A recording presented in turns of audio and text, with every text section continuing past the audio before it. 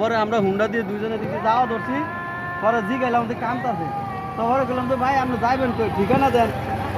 কইতাছে মিরপুর, মিরপুর কই থাকে কইতে পারে না, আইসে কার কাম লাগে কয় না কিছু। ও ভাই মানে মিরপুর কোন জায়গায় থাকে না, নানিরা যদি আপনার চিনে বা আপনি এই যে পূর্বাচল আইছেন কাগজ লাগা আইছেন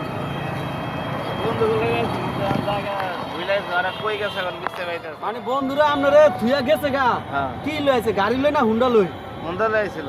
ও আসলে নানি এলাকায় আগে কোন সময় দেখছিলেন এদিকে? ও না এ সমস্যা নাই নানি, আমি আচ্ছা থাক সমস্যা নাই। নানি আপনি চিনেন আগে কোন সময় দেখছিলেন? এই নানি রে চিনেন? এদিকে আপনাকে এদিকে কেউ আছে পরিচিত? না না না না না, এই এদিকে কেউ আর নাই পরিচিত না? আরে তাহলে যাইব কেমনে?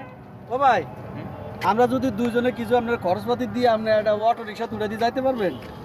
হ্যাঁ কুড়িল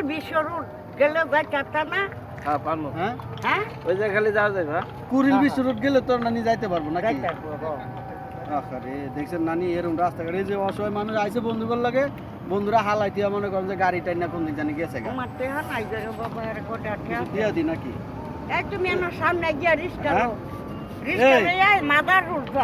রিক্সা লইয়া মাজার রোড আছে না? মাজার রোড কোন ডাকালা? এই নানি ও ওই যে ল্যাংটার মাজার। ও আচ্ছা দিয়া যাবে 300 টাকা দিয়ে দি নাকি? যাও যাও ভাই নাই বুঝছেন, 300 টাকা দিয়া দিলাম। আমরা একটা অটো রিক্সা তুলে দিই আপনি। এক কাম কর, তুই তোর হুন্ডা দিয়ে একটু মাজার রোড দিয়ে গেছে। মাজার রোড দিলে পরে আপনি ওকুলতে যাইতে পারবেন? একবারে স্টেশনে এক কাম কর তাহলে একটু উপকার করি না গো নানি, দেখছো অসহায় মানুষ।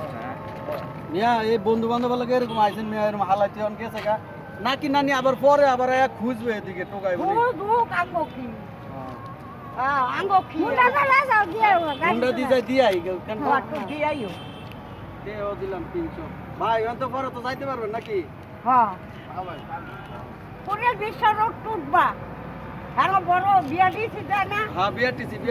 বিআরটিসি না নানি, ওই যে মাজারের হেনতে যে বিআরটিসি আছে না কুড়িল যায়, তো বিআরটিসি হেনে উড়া দিলে পরে হেনতে ভাই আপনি ওই কুড়িলে যখন নামাই দিব হেনতে পরে আপনি যাইতে পারবেন না?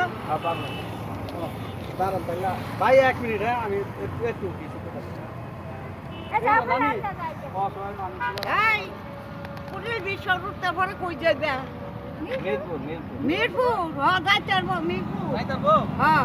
ও ভাই আমরা একটু দাঁড়ান, আমি হ্যাঁ একটু কিছু করি।